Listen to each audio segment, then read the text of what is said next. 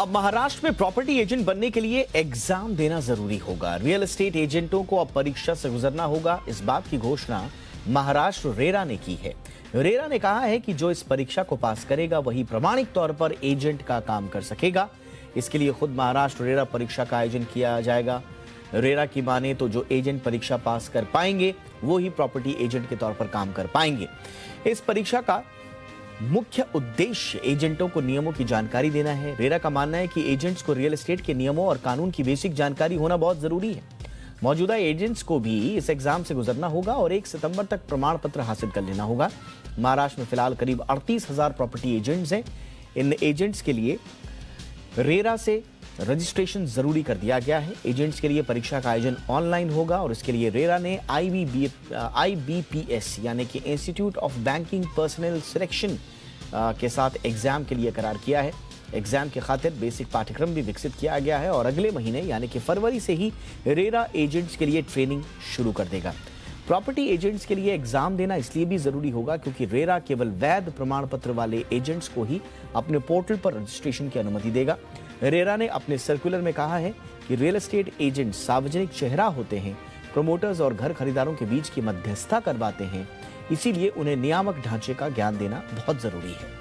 Circular में आगे कहा गया है कि रियल एस्टेट एजेंट्स के बीच एक निश्चित स्तर की स्थिरता लाने के लिए और नियामक और कानूनी ढांचे के बारे में ज्ञान और जागरूकता बढ़ाने के लिए ये एग्जाम जो है ये जरूरी है।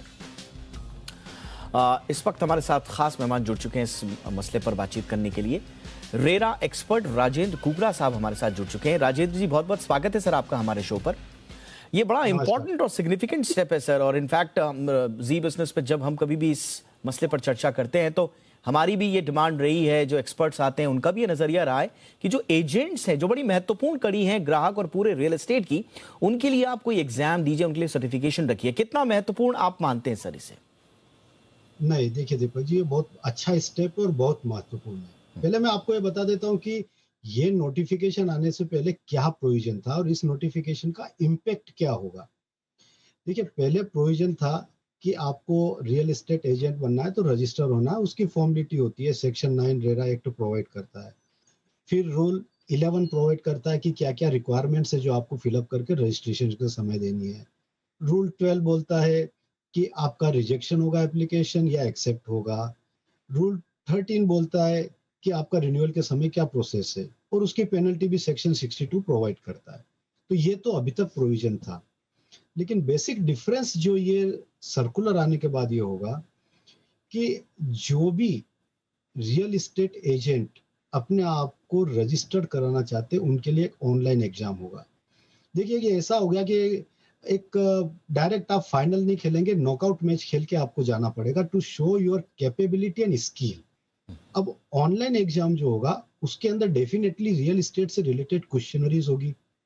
अगर आपको नॉलेज नहीं है तो आप वो पास नहीं कर पाएंगे, तो आप रजिस्टर्ड एजेंट नहीं बनेंगे। तो इस सर्कुलर का सबसे बड़ा फायदा ये मिलेगा कि जो होम बायर है वो किसी कॉम्पिटेंट पर्सन से मिलेंगे, स्किल पर्सन से मिलेंगे, उनको ट्रेनिंग दी जा रही है कि होम बायर को कैसे सेल किया जाए, वो मिलेंगे।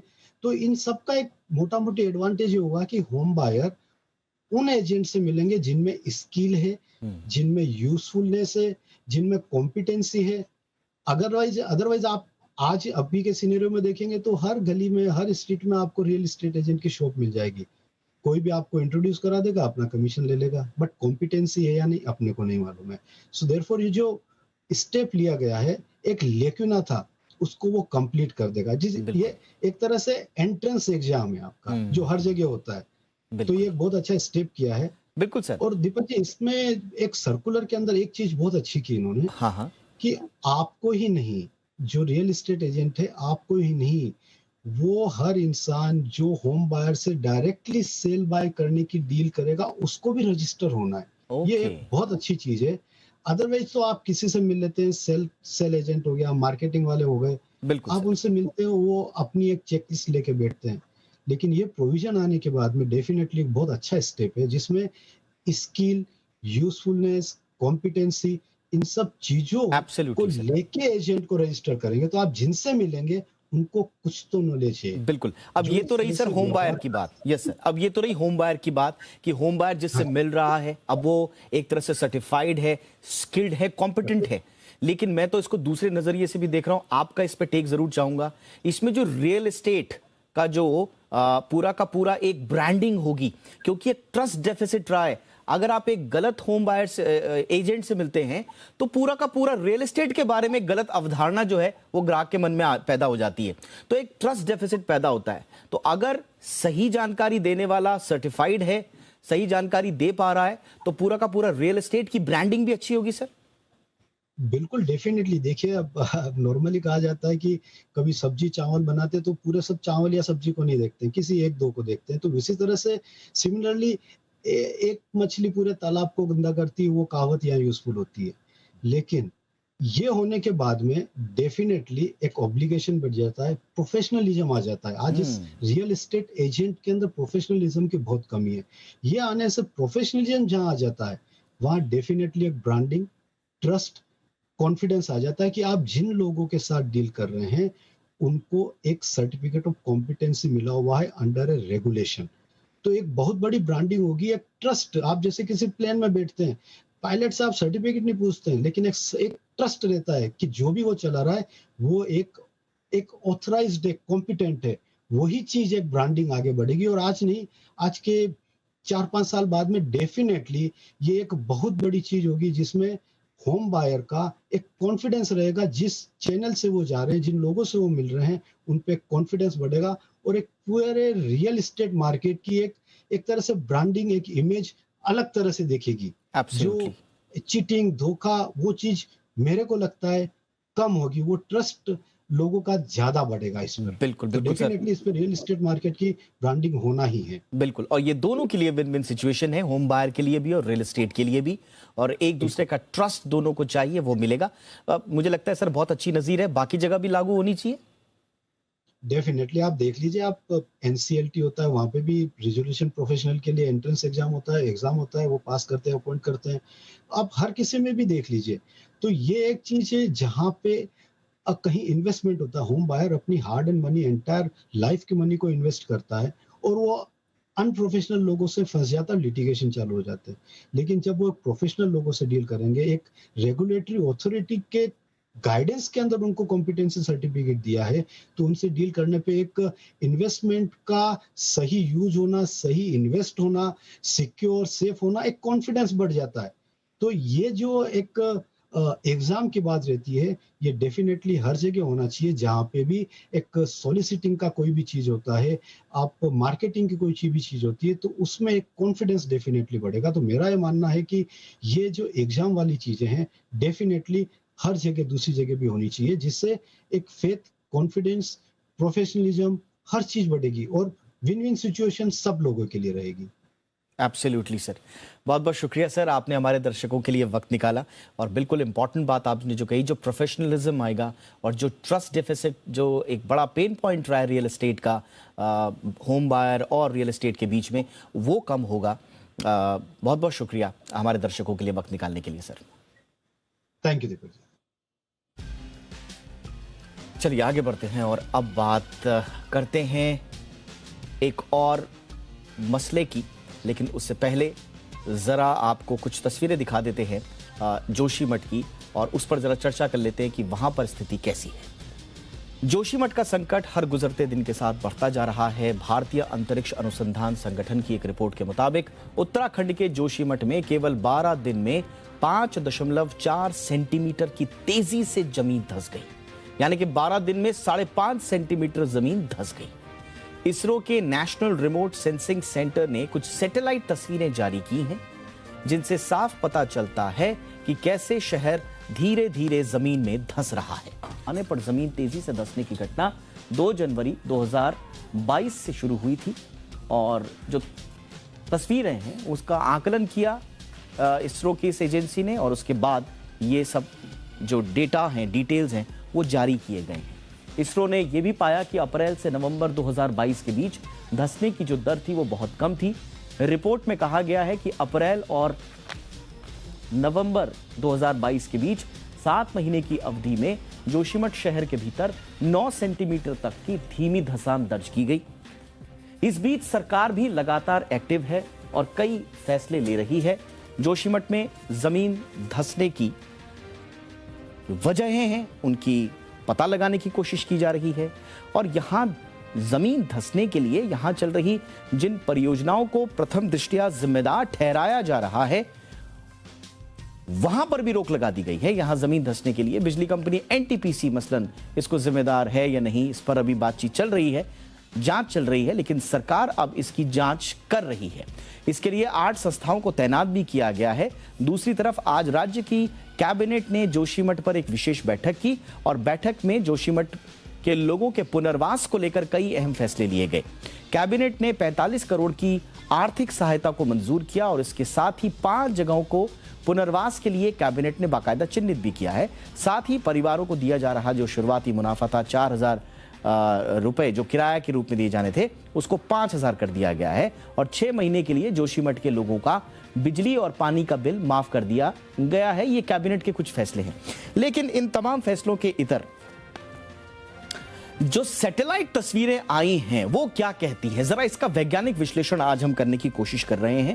लेकिन सबसे पहले आपको दिखाते हैं वो तस्वीरें और वो तस्वीरें क्या कह रही हैं और उसका कंपैरिजन भी हम करके दिखाएंगे। आप हर जगह सुन रहे होंगे कि 5.5 सेंटीमीटर जोशीमठ धंस गया 12 दिनों में। इसका मतलब क्या है?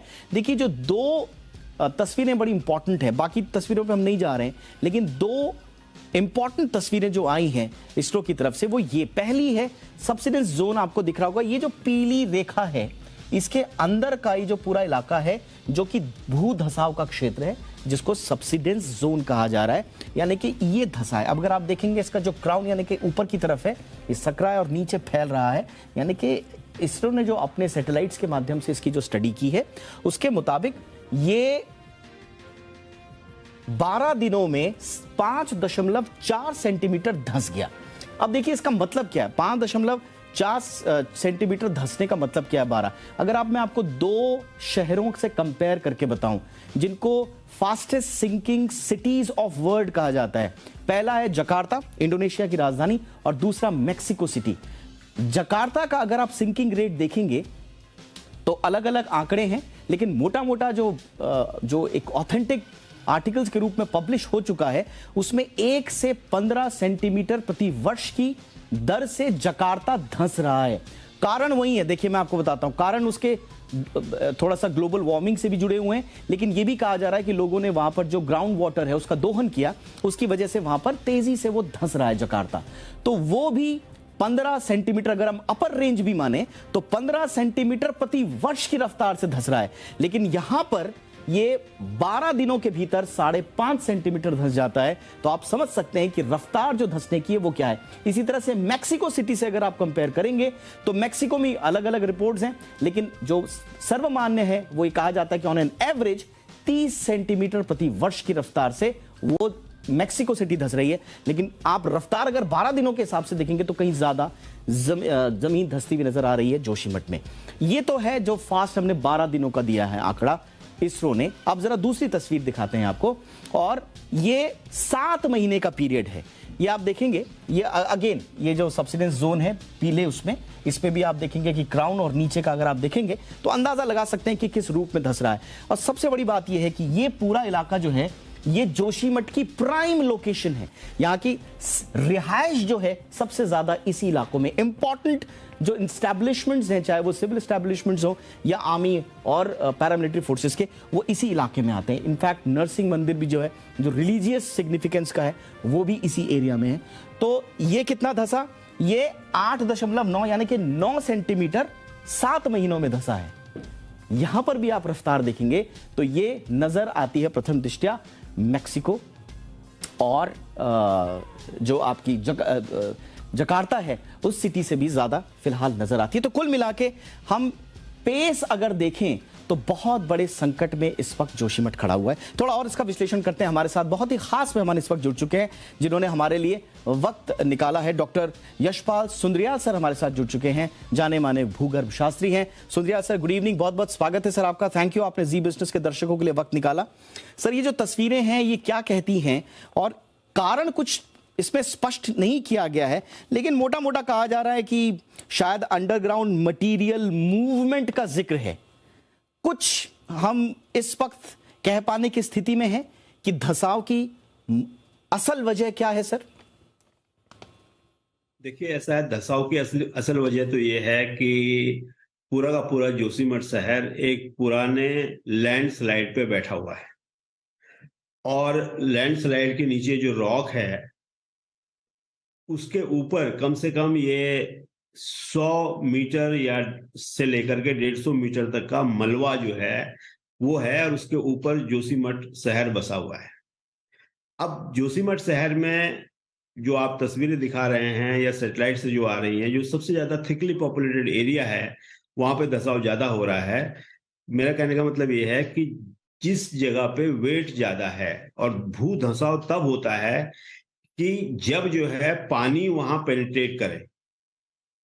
कई डिबेट टीवी पे चली हैं और हमने इस बात को पहले भी कहा कि वहां पे जब जोशीमठ शहर जब वो एक गांव था और गांव से थोड़ा बड़ा हुआ तो 1970 के दशक में भी वहां पे दरारें आई और उसके बाद एक मिश्रा कमीशन बना था, उसने अपनी रिपोर्ट दी और कहा कि जोशीमठ में आरसीसी के स्ट्रक्चर नहीं बनने चाहिए, ये पुराने भू स्खलन पे पुरानी लैंडस्लाइड में बसा हुआ है। लेकिन उन रिकमेंडेशन को किसी ने नहीं देखा और आज जो है जोशीमठ ही नहीं, कई और भी हमारे छोटे छोटे मोटे शहर हैं। उदाहरण के लिए जोशीमठ है, कर्णप्रयाग है, हमारा गोपेश्वर है, ये जो है पैलियो लैंडस्लाइड पे बैठे हुए हैं छोटे छोटे शहर हैं। और दूसरी बात यह है कि हमारा पूरा हिमालय में, मैं खाली अगर उत्तराखंड की बात करूं तो हमारे जो गांव हैं वो गांव भी जो है वैली के मिड स्लो पे बैठे हुए हैं। उन जगह पे जहां से ऊपर से मटेरियल टूट के आया और वो रुक गया, वहां पे लोगों ने अपने मकान बनाए, लेकिन उसके एक अपनी बियरिंग कैपेसिटी होती है। जी हाँ। अब जब आप लोड बढ़ जाएगा तो फिर वो या तो लैंडस्लाइड होगा या पानी लोग इस्तेमाल करते हैं, ड्रेनेज की प्रॉपर व्यवस्था नहीं है। जोशीमठ में तो ड्रेनेज की बहुत अच्छी व्यवस्था होनी चाहिए थी। उसके सरफेस पे कहीं से भी जो है पानी नीचे जमीन के अंदर नहीं जाना चाहिए था। अब उसमें होता क्या है कि जमीन के अंदर जो छोटे छोटे ग्रेन होते हैं क्ले के, सिल्ट के, सैंड के, वो और नीचे चले जाते हैं और वहां पे एक वैक्यूम सा बन जाता है। उस वैक्यूम को ऑक्युपाई करने के लिए जो बड़े बोल्डर हैं जिनके ऊपर स्ट्रक्चर्स हमारे मकान बने हुए हैं, वो उसको पूरा करने के लिए उसकी तरफ जो है झुकते हैं। ये ग्रेविटी का एक सिद्धांत है, गुरुत्वाकर्षण का सिद्धांत है। बिल्कुल कि नीचे की तरफ जो है लोड को ग्रेविटी अट्रैक्ट करती है, स्वाभाविक। और ये उसी का नतीजा है कि जो मकान में दरारें आ रही हैं, और हो सकता है कि ये जो हमारा आज उन्होंने वेलोसिटी इसकी निकाली है ये आगे बढ़े, क्योंकि अगर बरसात हुई तो जो क्रैक्स हैं उनके अंदर से भी पानी। मैं सर आऊंगा, जो अभी इसके बाद आने वाला खतरा है मैं उस पर आऊंगा, लेकिन इस वक्त एक बहस चल रही है और वो बहस चारों दिशा में चल रही है कि क्या जो जोशीमठ के नीचे जो टनल्स बनाई गई क्या उसका कोई रोल है या नहीं है। मैं कारण पढ़ रहा था कि क्यों एक जमीन धंसती है, तो उसमें कई रीजंस मुझे पता चले। उसमें से एक रिमूवल ऑफ वाटर, जैसा मैंने जकार्ता का एग्जांपल दिया, उसमें भी एक रीजन आया है कि वहां पर ग्राउंड वाटर का दोहन हो गया, जमीन शहर नीचे धंसने लग गया, या आपने ऑयल निकाल दिया या नेचुरल रिसोर्सेज आपने नीचे से निकाल दिए। क्या हम इस वक्त ये कह पाने की स्थिति में हैं कि चूंकि हमने नीचे एक नेचुरल रिजर्वायर को पंचर कर दिया था, जिसकी वजह से टनल बोरिंग मशीन अभी तक फंसी हुई है वहां, क्या उसकी वजह से भी ये धंसाव तेज हुआ? देखिए, ऐसा है कि पहाड़ में हमारे पास ग्राउंड वाटर वैसा नहीं होता जैसे कि हमारे पास देहरादून में है या ऋषिकेश में है। ऐसा पहाड़ में ग्राउंड वाटर नहीं होता है, लेकिन ये जरूर होता है कि जो जोशीमठ की जो चट्टानें, जो रॉक्स हैं, उनमें भी वो भी जो है ग्राउंड वाटर को बेयर नहीं कर सकती। लेकिन एक कंडीशन होती है कि उन रॉक्स में अगर कोई फ्रैक्चर और क्रैक हैं तो उन फ्रैक्चर और क्रैक्स के डेवलप होने के कारण पानी उसके अंदर घुस जाता है, और वो अगर कहीं पंक्चर हो गया, डायनामाइट से डिस्टर्ब हो गया या मशीन से पंक्चर हो गया, तो वो पानी जो है आ सकता है जिसको कि आप ग्राउंड वाटर के रूप में कह सकते हैं। लेकिन एज इट इज जो हमारा ग्राउंड वाटर जैसे प्लेन्स के एरिया में होता है, ऐसा ग्राउंड वाटर हिल में नहीं होता है। हमारे पास नेचुरल स्प्रिंग्स हैं, वो नेचुरल स्प्रिंग्स का पानी जो है वो नीचे जा सकता है। तीसरी बात ये होती है कि कुछ जो हमारे सरफेस के ऊपर के झरने थे या स्प्रिंग्स थे, वो अर्थक्वेक के कारण या डिस्टरबेंस के कारण अंडरग्राउंड हो सकते हैं और वो पानी अंदर जा रहा हो। क्योंकि इसकी जब तक पूरा अध्ययन नहीं किया जाता तब तक इसके बारे में जो है हम कुछ भी नहीं कह सकते कि ये पानी कौन सा पानी है। ये भी हो सकता है कि कोई जो सरफेसियल सोर्स था वो अंडरग्राउंड हो गया हो, और ये भी संभावना है कि अगर वास्तव में जो है जो एनटीपीसी है उन्होंने अगर डायनामाइट यूज किया हो तो उससे जो जर्किंग, जो लोकल सेकिंग, लोकल अर्थक्वेक जो पैदा हुए होंगे, उसके कारण जो है कोई सोर्स पानी का अंडरग्राउंड हो गया होगा और उससे पानी जो है नीचे भर रहा है। Absolutely sir. अच्छा, अब जो हमारे पास सर जो इसरो की जो पिक्चर्स हैं, उसके बाद जो मैंने डेटा अपना अध्ययन किया हमारी टीम ने, और जैसा मैंने जकार्ता और मेक्सिको से भी कंपेयर किया, इस वक्त हम इन डेटा के आधार पर ये कह सकते हैं कि जोशीमठ इस वक्त fastest sinking city of the world है। तो क्या अगर हमने कुछ नहीं किया अभी, क्या हम इस रफ्तार को और बढ़ता हुआ देखेंगे सर? खतरा बड़ा होता जाएगा?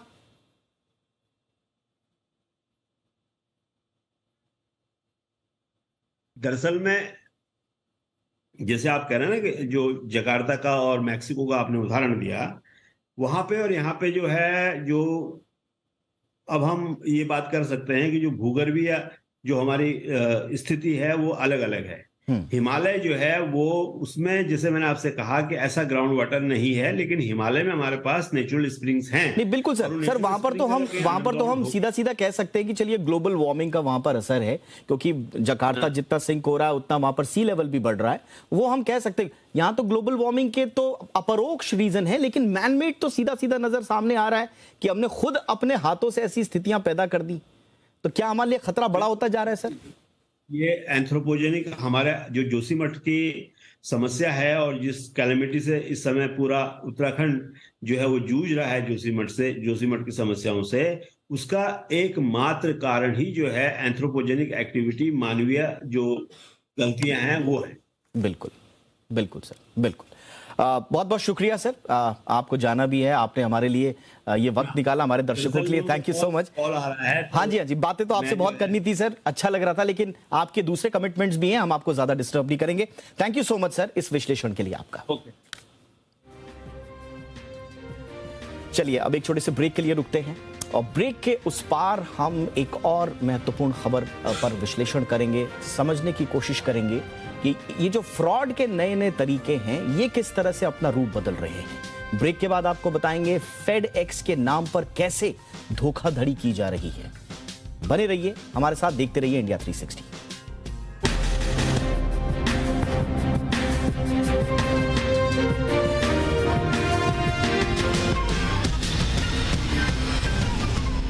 शहद शुद्ध न हो तो शहीद कर देता है आपकी सेहत को।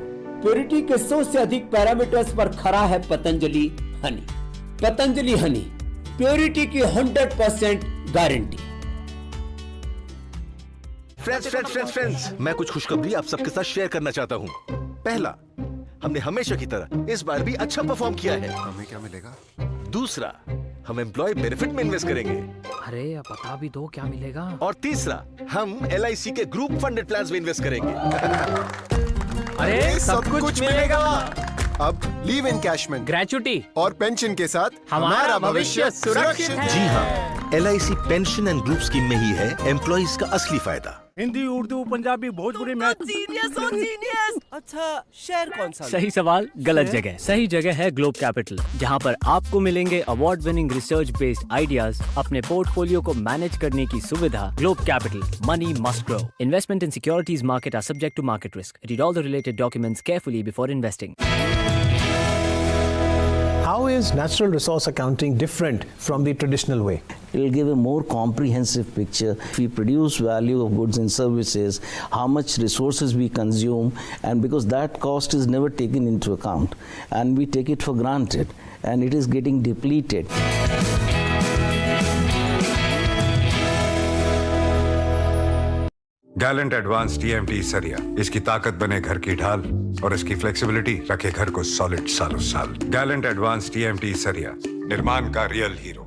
अपने बिग बॉस जब एमडी थे तो हमारा भी ख्याल रखते थे, और हमारे प्रिंस साहब तो अपने परिवार का इंश्योरेंस कराने में ही बिजी हैं। अरे बिग बॉस साहब अपने परिवार का टर्म इंश्योरेंस कराने में ही बिजी हैं। आखिर ऑफिस भी तो हमारा परिवार ही है। Let's close the deal. Thank you. Verma जी, इस प्रिंस के साथ चाय पियोगे? अरे sir, LIC's group term assurance plan रखे आपके ऑफिस फैमिली का ख्याल। रजनीगंधा wires and cables connecting people to power. You people are being trained towards the ethical practices to follow it. CA के अंदर किसी ने कोई गलत काम किया है और he tries to influence you, you should not be influenced. Presented by Committee for Members in Industry and Business, the Institute of Chartered Accountants of India. Sunday 11:26 a.m. only on Zee Business. Suresh ji भैया। Please इसका ख्याल रखना। जी जरूर। अच्छा, 2 दिन गांव क्या जा रहे हो तो इतनी चिंता हो रही है? हमारे बारे में कभी सोचते हो ऐसे? अरे सब अच्छा ही होगा। मेरे रिक्शा यूनियन ग्रुप ने LIC का group micro term insurance plan जो लिया है। पापा। अरे वाह, अब चाहे जो भी हो घर के पहिए चलते रहेंगे। LIC का group micro term insurance plan परिवार का भविष्य रखे सुरक्षित।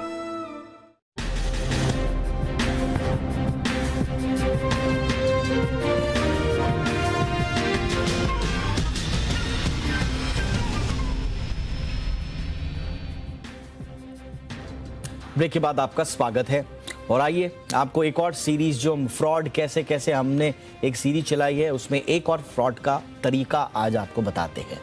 आपको एक दिन अचानक फोन कॉल आता है जिसमें बताया जाता है कि आपने कुरियर भेजा था जिसमें गैर कानूनी सामान मिला है। आपको यह भी बताया जाता है कि पुलिस इसकी जांच कर रही है। जब आप कहते हैं कि आपने कोई पार्सल भेजा ही नहीं तो ठग ये कहकर आपको चिंता में डाल देते हैं कि आपके आधार कार्ड का मिसयूज हुआ है। फोन पर इस तरह की बात सुनकर शायद आप घबराने लगें और आपके इसी डर के सहारे जालसाज आपको ठगने की पूरी साजिश रचते हैं। जालसाज आपके सामने कुछ ऐसी पिक्चर तैयार करते हैं, कुछ ऐसा माहौल बना करने की कोई गुंजाइश ही ना रहे। कुछ इसी तरह का मामला हुआ है गीतिका रुस्तगी नाम की महिला के साथ। कैसे हुआ ये फ्रॉड, जालसाज आपको अपने जाल में फंसाने के लिए क्या क्या और किस स्तर पर जाकर काम कर रहे हैं, पूरी बात खुद गीतिका से ही समझते हैं जो हमारे साथ इस वक्त लाइव जुड़ चुकी हैं। गीतिका, बहुत बहुत स्वागत है आपका। ये पूरी कहानी शुरू होती है फेडेक्स के कुरियर से जुड़े हुए कॉल से। कैसे आपको इन जालसाजों ने फंसाने की कोशिश की? सर 2-3 दिन पहले मेरे को सुबह 9:45 बजे के करीब एक फोन कॉल आया। ऑटोमेटेड फोन कॉल था, जैसे कॉल सेंटर से आता है कि आपका एक पार्सल है जिसमें आपका आधार अटैच्ड है और वो अब एक किसी कस्टम्स ताइवान कस्टम्स पे फ्लैग हुआ है क्योंकि उसमें कुछ इलीगल चीजें हैं। तो अब आप मेरे पास इसमें ऑप्शन थी कि मैं कस्टमर केयर पे बात करूं या फिर मैं फोन काट दूं। तो मैंने ऑब्वियसली कस्टमर केयर से बात करने की कोशिश करी। तब मुझे पता चला कि मेरा आधार कार्ड यूज किया जा रहा है कि कुछ इलीगल चीज पार्सल करने के लिए बॉम्बे टू ताइवान। तो अब उसमें इलीगल जो निकला वो मतलब काफी उन्होंने जैसे कस्टमर केयर एग्जीक्यूटिव ने मुझे बहुत देर काफी शांति से बताया कि अच्छा आप चिंता मत करिए, ये मैं आपको सारी डिटेल्स दूंगी, आपका ट्रैकिंग आईडी ये है और आपके कुरियर में 3 किलो के करीब कपड़े हैं, 11 पासपोर्ट है, 5 क्रेडिट कार्ड्स हैं और 800 ग्राम वीड है जो एक्चुअली इलीगल है, नारकोटिक्स का मामला हो गया है। इसलिए अब आपको पुलिस की सहायता लेनी पड़ेगी, अदरवाइज इससे और कोई तरीका नहीं है बाहर निकलने का। तो आपने कभी इससे पहले कोई कुरियर भेजा था क्या फेडेक्स का, या अचानक से कॉल आया? ये अचानक से कॉल आया। मैंने इससे पहले कोई फेडेक्स को कुरियर नहीं भेजा। मेरा उस समय तभी मुझे एकदम से वो लगा कि मैंने तो कोई कुरियर भेजा नहीं, मैं तो बॉम्बे में रहती भी नहीं हूँ, तो ये फोन कॉल मुझे क्यों आ रहा है। तो आपको क्या लगता है आपका नंबर इन तक कैसे पहुंचा होगा? अब नंबर तो इतना आसान, मतलब आप हमारे नंबर्स इतनी आसानी से शेयर हो जाते हैं, हम इतनी जगह पे देते हैं अपने नंबर, किसी रेस्टोरेंट में रिजर्वेशन करा रहे हैं तो भी नंबर देते हैं। बिल्कुल, इतने सारे ये बहुत बड़ा already इश्यू call है कि centers हमारे के पास नंबर हमारे कहाँ कहाँ हैं हमें खुद नहीं पता। इनफैक्ट बहुत सारी रिपोर्ट्स कहती हैं, हमने बताया कि डार्क वेब में आपके नंबर्स, ईमेल सब कुछ बिक रहा है और उस पर कोई लगाम लग नहीं पाई है। कब लगेगी कौन जाने, लेकिन ये बड़ा इशू है। देखिए, गीतिका के इस पूरे केस से आपको समझना है कि कैसे जालसाज आपको फंसाते हैं। अब जरा सबसे इंपॉर्टेंट हिस्सा इस पूरे मसले का समझिए। जो साइकोलॉजिकली गीतिका को ट्रैप में लेने की कोशिश की गई, गीतिका को यह समझाने की कोशिश की गई कि ये पुलिसकर्मी बन के आपको कॉल किया गया, पुलिसकर्मी की शायद आपको आईडी भी दी गई कि किस पुलिसकर्मी के साथ आपको मिलना, ये जरा बताइए। हाँ, जो पहली बात हुई थी वो तो कस्टमर एग्जीक्यूटिव के साथ बात हुई थी, तो उसने मेरा अपने आप ही उन्होंने बोला कि हम ही आपका कॉल पुलिस डिपार्टमेंट में, बॉम्बे पुलिस डिपार्टमेंट में ट्रांसफर कर देते हैं। मुझे 3-4 मिनट का वेट कराया, उसके बाद मेरी कॉल पैच हो गई। मुझे थोड़ा अजीब तो लगा कि कैसे कॉल सेंटर के हॉट डायल पर पुलिस कंट्रोल रूम का एक्सेस है। और फिर मेरी एक किसी ऑफिसर से बात हुई जो काफी शांति से, कामली मेरे से बात करी, इनफैक्ट इंग्लिश में बात करी काफी मेरे से। उनका कुछ उन्होंने नाम बताया था, नीरज गुप्ता बनर्जी करके। उन्होंने मेरी पूरी बात सुनी, मैंने उनको सारी कहानी बताई कि ऐसे ऐसे मेरे को फोन आया है और मेरा आधार आईडी अटैच हो गया किसी गलत पार्सल के साथ। तो वो कहते कि अच्छा ठीक है, अब ऐसा करते हैं कि आप बॉम्बे आ जाइए, या फिर आप एक तरीका है, अगर आप बॉम्बे नहीं आ सकते तो हम आपकी स्टेटमेंट हम व्हाट्सएप पे रिकॉर्ड कर लेते हैं। अब उनके आपको रोकूंगा मैं यहाँ पे। अब देखिए, ये तो सपनों का रिड्रेसल सिस्टम हो गया कि एक आदमी आपको कॉल कर रहा है, वही आपको कॉल सेंटर में भी बात करा रहा है, फिर वही आदमी आपको पुलिस से भी बात करा रहा है, और पुलिस वाला भी आपसे बिल्कुल पोलाइटली बात करके कह रहा है कि नहीं नहीं आपको यहाँ आने की जरूरत नहीं है, हम तो व्हाट्सएप में ही आपका स्टेटमेंट रिकॉर्ड कर देंगे। तो ये तो एक सपने जैसा है अगर ऐसा इकोसिस्टम वाकई में बन पाता। लेकिन एक चीज जहां पर आपको समझना है, देखिए इन्होंने मुंबई पुलिस का हवाला दिया और अपना नाम बताया, नीरज गुप्ता बनर्जी। तो महाराष्ट्र में नीरज गुप्ता बनर्जी नाम के शख्स रह सकते हैं या नहीं? देखिए, रहने के लिए तो कोई भी रह सकता है, लेकिन प्रथम दृष्टया यहां पर शक होना चाहिए। ये हम आपको थोड़ा थोड़ा बीच बीच में हिंट भी दे रहे हैं कि किस तरह से फ्रॉड से बचना है। ये एक ऐसा इश्यू है जहां पर आप हर परत को अगर समझेंगे तो आपके होश उड़ जाएंगे। जो गीतिका के साथ, गीतिका कंप्लीट कीजिए। फिर आपने कैसे पता लगाया, आपको हिंट कब मिली कि मेरे साथ कुछ गड़बड़ है और मैं गलत लोगों से बात कर रही हूं?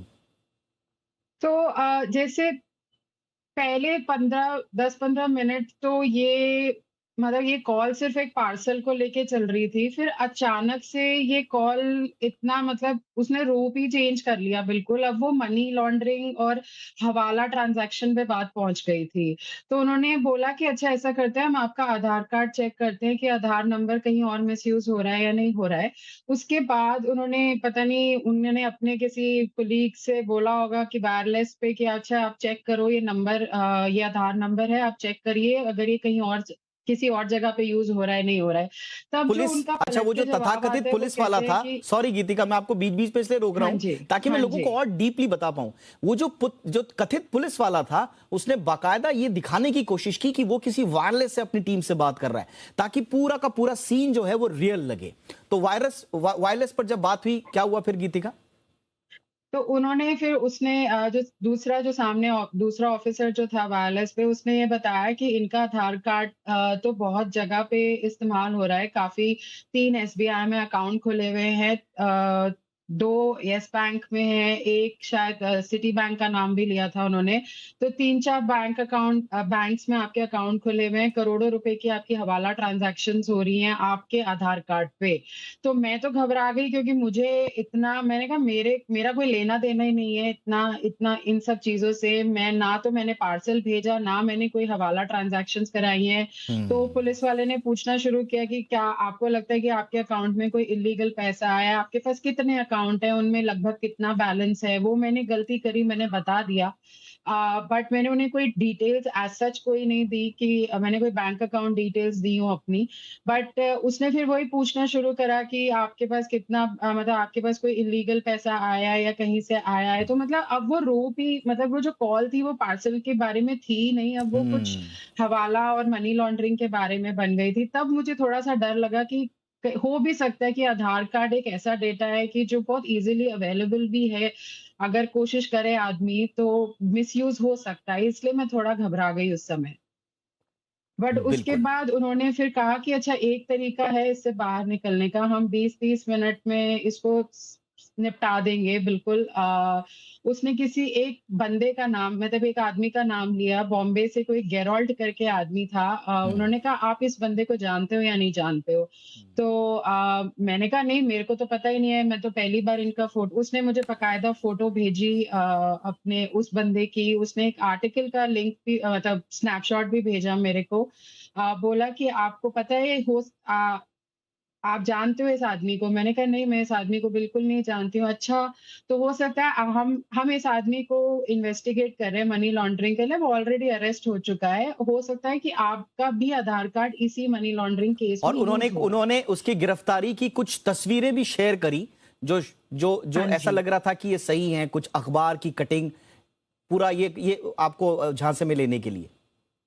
हाँ जी, उन्होंने मतलब जस्ट टू एस्टैब्लिश कि मैं जो बोल रहा हूँ वो सही है, ये ऑलरेडी मीडिया में छप चुका है। उसमें मुझे एक SBI पासबुक का फोटो भी था, उसमें एक उस आदमी की फोटो भी थी और एक आर्टिकल का भी क्लिपिंग था कि देखिए कि ये ऑलरेडी हम इसको पकड़ चुके हैं, तो ये एक ऑनगोइंग इन्वेस्टिगेशन है। एब्सोल्युटली। तो देखिए आप किस तरह से पूरी की पूरी रिसर्च के साथ ये लोग आए थे और साइकोलॉजिकली मैनिपुलेट करने की कोशिश कर रहे थे गीतिका को।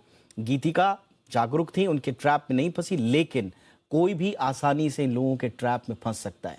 इसलिए हम कहते हैं कि सतर्कता बरतना बहुत आवश्यक है।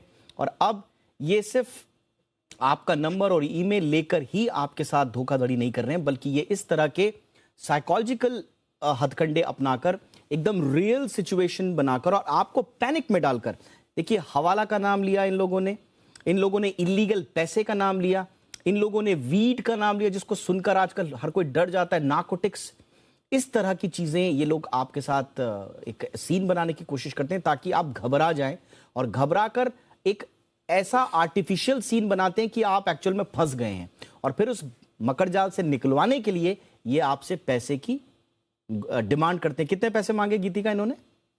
मुझसे 95,499 एग्जैक्टली यही अमाउंट मांगा कि कहते कि आप, उन्होंने मुझे एक एक्नॉलेजमेंट डॉक्यूमेंट भेजा जिसमें लिखा था कि आपको अपने अकाउंट से पैसा ट्रांसफर करना पड़ेगा जिससे कि पुलिस इन्वेस्टिगेट कर सके कि ये पैसा लीगल है या इलीगल है। तो उन्होंने बोला कि और ये हम आपको आधे घंटे में वापस रिफंड कर देंगे। जैसे कई बार ये होता है कि आप कहीं पे क्रेडिट कार्ड रजिस्टर करते हैं तो वो ₹1 का वेरिफिकेशन चार्ज काटते हैं, राइट?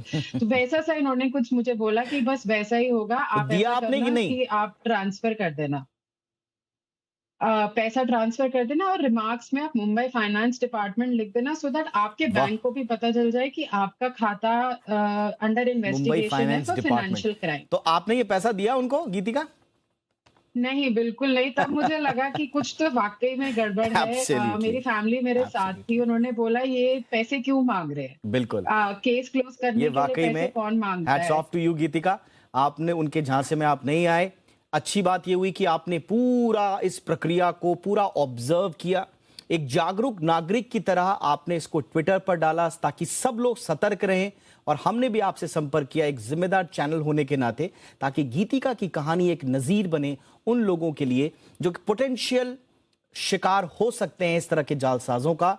तो ये पूरी कहानी याद रखिए, अपनों के साथ शेयर कीजिए और किस तरह से आपको जाल में फंसाने के लिए किस स्तर तक जा सकते हैं जालसाज, इससे बड़ा एग्जाम्पल कोई हो नहीं सकता। थैंक यू सो मच गीतिका, एक बार फिर हम आपकी तारीफ करेंगे कि आपने एक जागरूक नागरिक की जिम्मेदारी निभाई। Thank you so much. चलिए आगे बढ़ते हैं। कश्मीर घाटी बर्फबारी से गुलजार हो गई है। धरती का स्वर्ग कहे जाने वाले गुलमर्ग की खूबसूरती आजकल देखते ही बन रही है। बर्फबारी के बाद यहां पहुंचने वाले सैलानियों के चेहरे खिल उठे।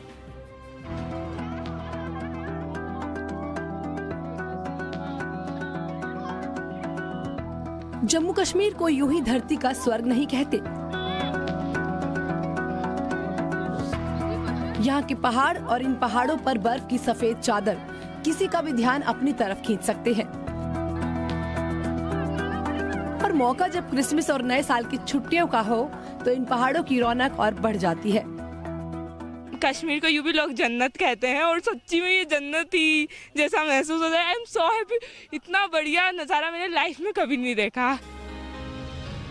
गुलमर्ग में 10 साल के बाद हुई रिकॉर्ड तोड़ बर्फबारी ने सैलानियों के व्हाइट क्रिसमस के सपने को पूरा कर दिया। हम फर्स्ट टाइम स्नो देख रहे हैं और वो भी क्रिसमस पे, तो हमको बहुत मज़ा आ रहा है और क्रिसमस ऐसे एंजॉय करेंगे हमने सोचा भी नहीं था, बट बहुत मज़ा आ रहा है।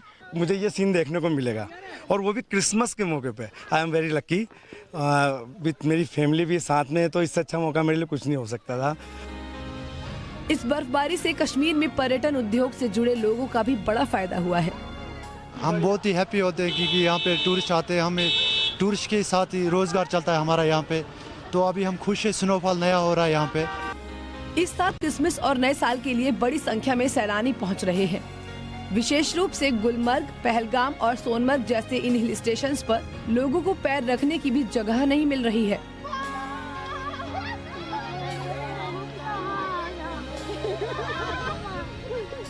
मौसम विभाग ने पहाड़ी इलाकों में बर्फबारी और मैदानी इलाकों में बारिश की चेतावनी दी है।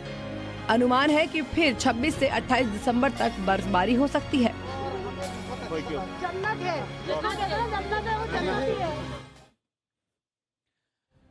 दुनिया की सबसे लंबी यात्रा पर निकलने वाले रिवर क्रूज गंगा विलास को आज प्रधानमंत्री नरेंद्र मोदी ने हरी झंडी दिखाकर रवाना किया। ये क्रूज 52 दिन में करीब 3200 किलोमीटर की दूरी तय कर डिब्रूगढ़ पहुंचेगा। 5 स्टार सुविधा और आधुनिक तकनीक से भरा यह सफर कई मायनों में वैश्विक स्तर के मापदंडों पर खरा उतरता है।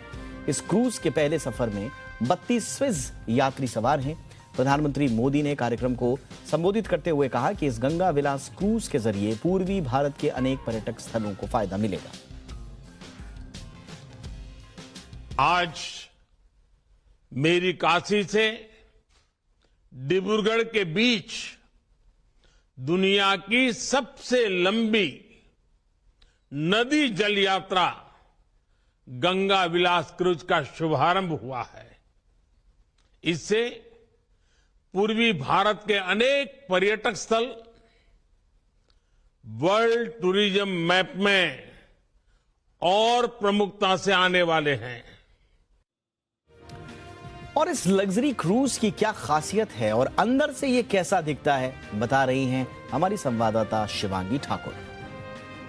कमरे हैं वो खास हैं, 18 कमरे हैं। उनमें से एक कमरा इस वक्त हम आपको दिखा रहे हैं। ये भीतर की तस्वीरें, एक्सक्लूसिव तस्वीरें इस वक्त आप देखिए।